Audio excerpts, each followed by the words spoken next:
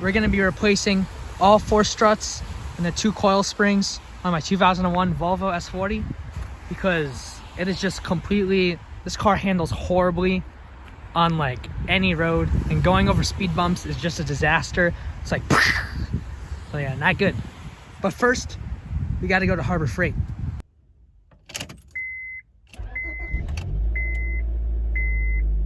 Harbor Freight, Harbor Freight, Harbor Freight.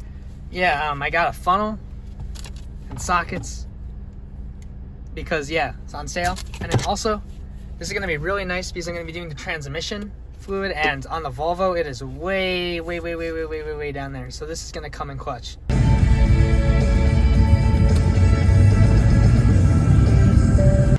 Yeah, I'm not Albert Einstein or anything, but I don't think a car's suspension is supposed to be like on one side. It's like you took the whole thing and just like, yeah, that spring is definitely not good.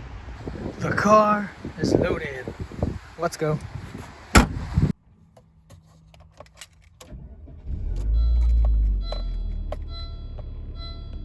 And in case you're wondering why I'm loading the car up, like, it's because I can't work on the car at my own place. I do not have the room, nor the place I'm going to be working at has central heating and just a lot more room and a lot more tools. It makes everything a lot easier. We have light. Let's go. But before we load the car in the garage, I'm going to try to clear off some of the snow because it is just going to make a giant puddle and make everything a lot worse. So yeah.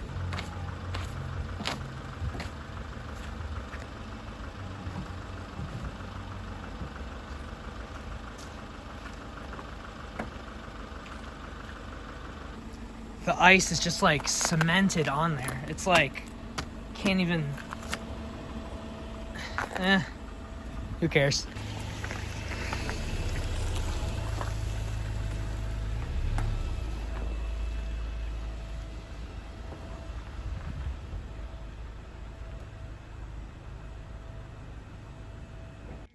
So we got the car in. Let's go. And I did my timing belt recently, and I did it here, and this sign is really annoying. So I'm gonna zip tie it to that because good, yeah.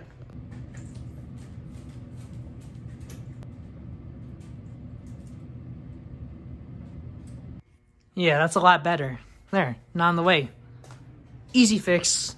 I guess my work here is done. Time to go home. First step, for doing the suspension in this car, we're gonna jack it up, and I only have 2 good jack stands, so we're just gonna do the front first.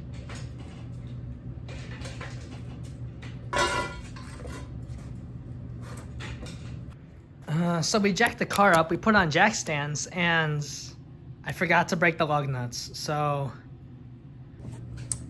Okay, next step, take the wheels off. Normal wheels.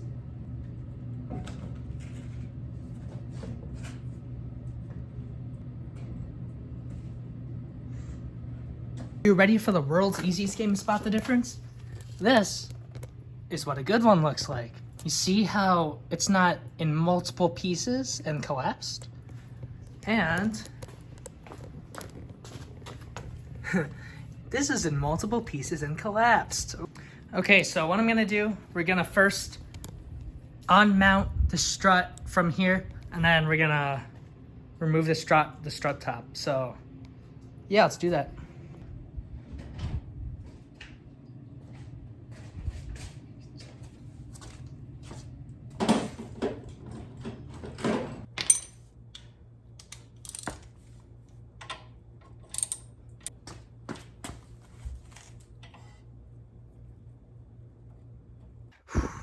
If you have the same car I do and you're also doing the suspension, quick tip. So for the sway bar, so I don't use power tools. I don't really have power tools. So I just used a breaker bar with 2 extensions to break it loose, right? But then you spin it, but then it also spins the thread. So it's a 15 for the sway bar bolt, but then you have to use an 18.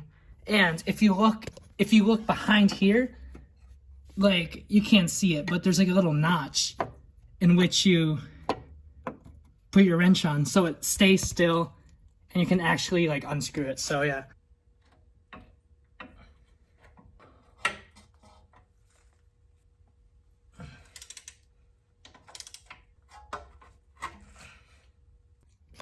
If my calculations are correct, all the bolts down here that need to be gone are gone. So yeah, now it's just time for the strut top, and hopefully we'll get this whole assembly out.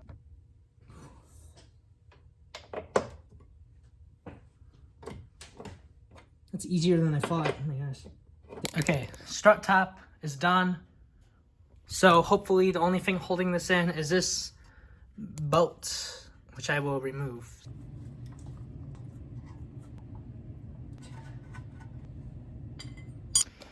Okay, so after a lot of wrestling, I finally got the strut out, and look at this. It is absolutely like, this is destroyed. This is like, I don't even know what that is doing above the mount, but like, yeah, this was obviously in need of replacement.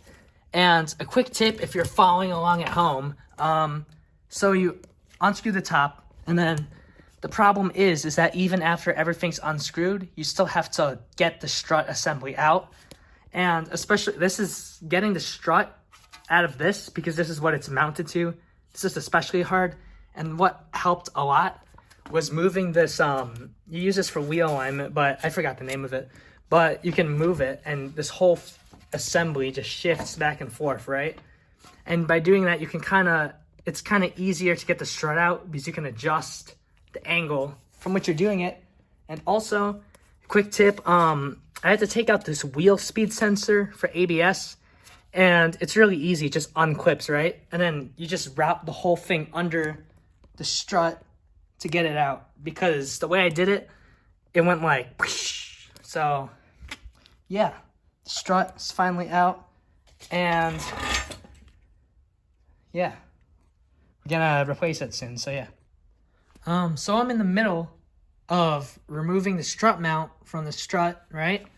And this, I don't have the tool for this. I need a box wrench that's offset so it can actually go in the hole. So another trip to Harbor Freight, yay! Just got back from Harbor Freight, got the wrenches, and I also got some Pebet blaster because there is some rust. There's some rust. Okay. It's been like 3 or 4 hours since you last saw me. And that's because I took off the strut, put the strut mount bolt. I bought wrenches. Wrenches did not work. So we're gonna go back to Harbor Freight and buy an air impact gun, because the place I'm working has an air compressor. So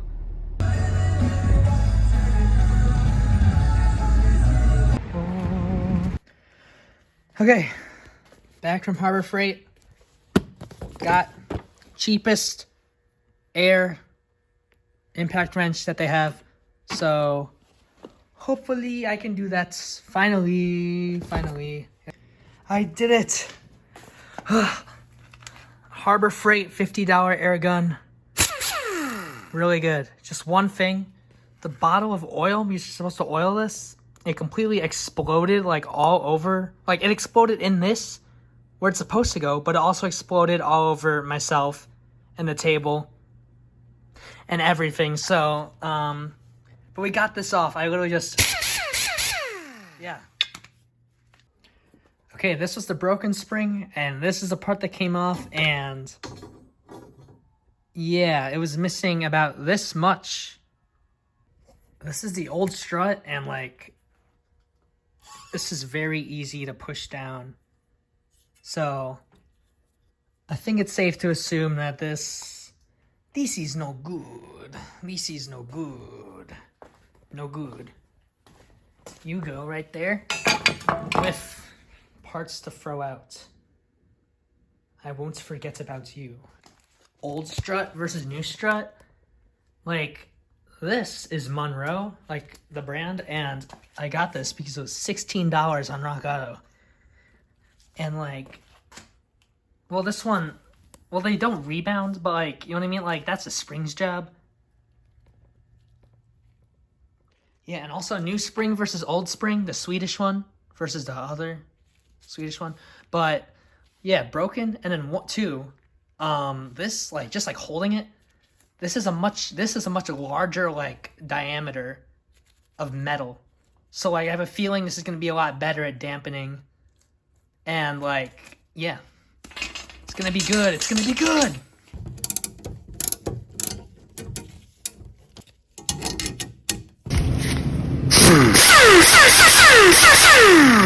Okay, it's been a couple hours, and I have made the executive decision that these compressors are absolute garbage. Because, like, you put it on. Well, okay, first of all, it's way too short, so I can only do free. 1, 2, free. I want to really do 4. 1, 2, 3, 4. But I can't. And also, two compressors, like, the way it is, if you use two, for me at least, the spring gets, like, all wonky.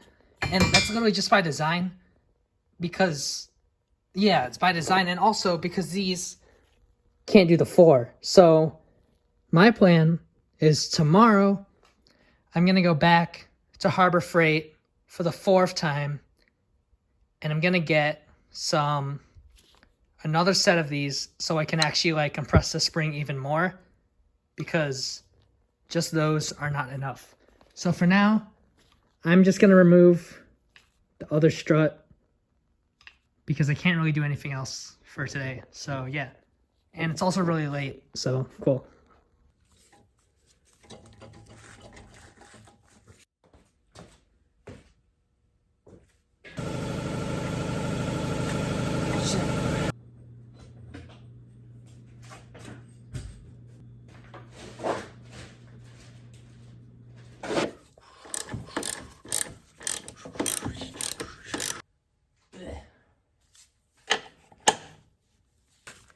The strut.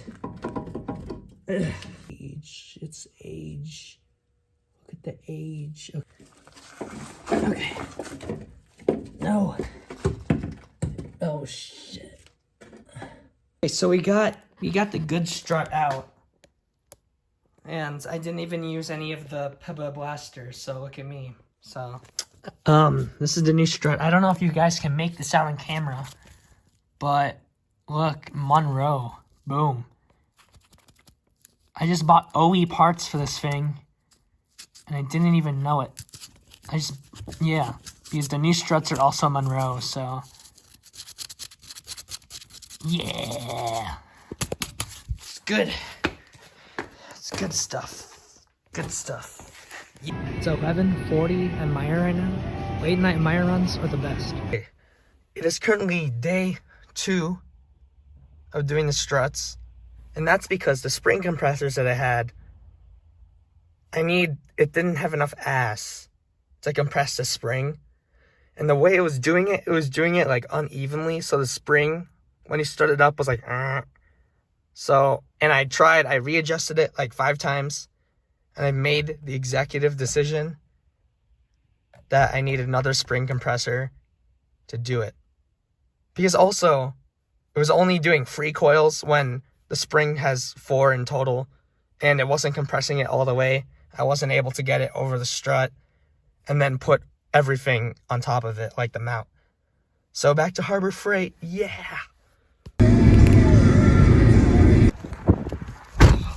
Compressor! Okay, compressor set. Hopefully, by using 3 of these, it's gonna be a lot better. So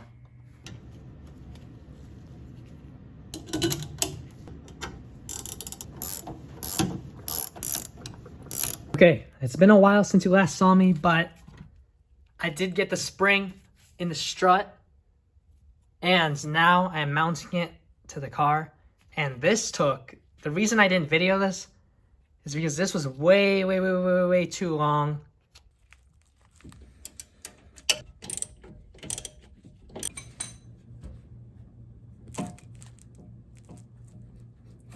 So something happened, right? So I installed the left side. I put the wheel on just to make sure everything like looked good, and yeah. The drive shaft popped out.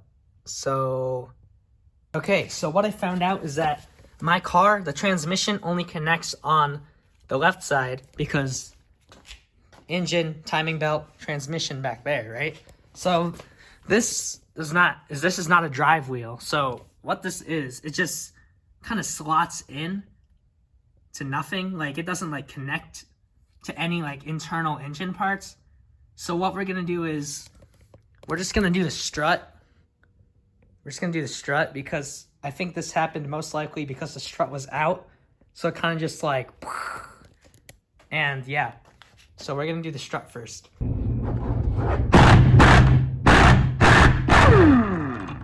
So comparing the old spring to the new spring, they do feel similar when I press on it, like in terms of like resistance.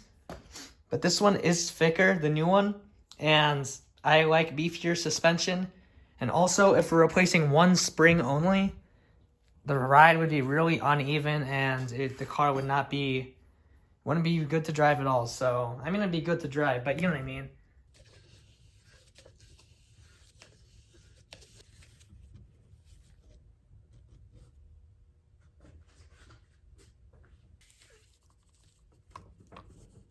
It's assembling the strut, right?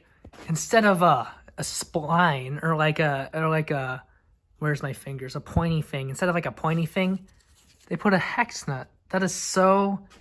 This is gonna make this like easier. So excited for that. And now we have a light. See where that disconnected?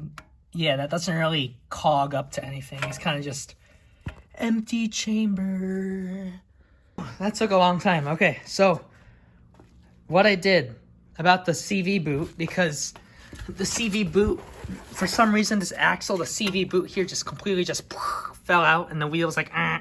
So I needed to put it back, right? But the thing is, well, I already put it back. The thing is that I bought an actual clip, like the actual CV boot thing, to put it back. But the thing is, because of the grease, it was so slippery, I couldn't get a good grip on it.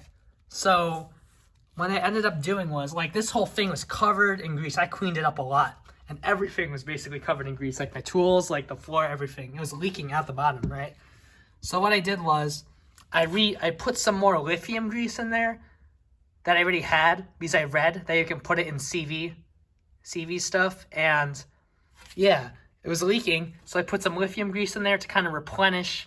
And what I did was I went to Home Depot and I bought a freaking like hose clamp, and it works. So hey, and this is my car, so I can do whatever I want.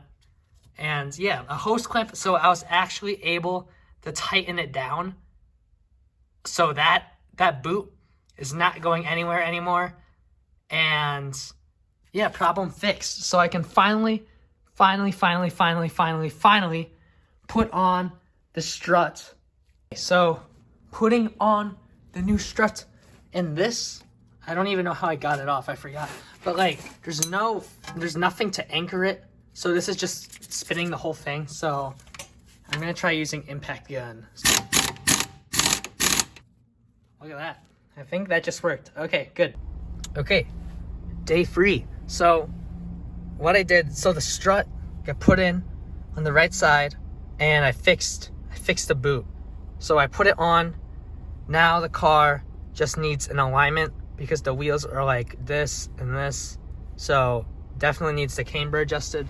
But anyways, I went to Harbor Freight and I returned a lot of the tools. So I just have a bag of cash sitting there because they only do cash returns. So yeah, I'll cut back to you guys when we're gonna get the alignment done. And hopefully my car, I'm just doing the front for now. Hopefully my car will be way better than before. So yeah,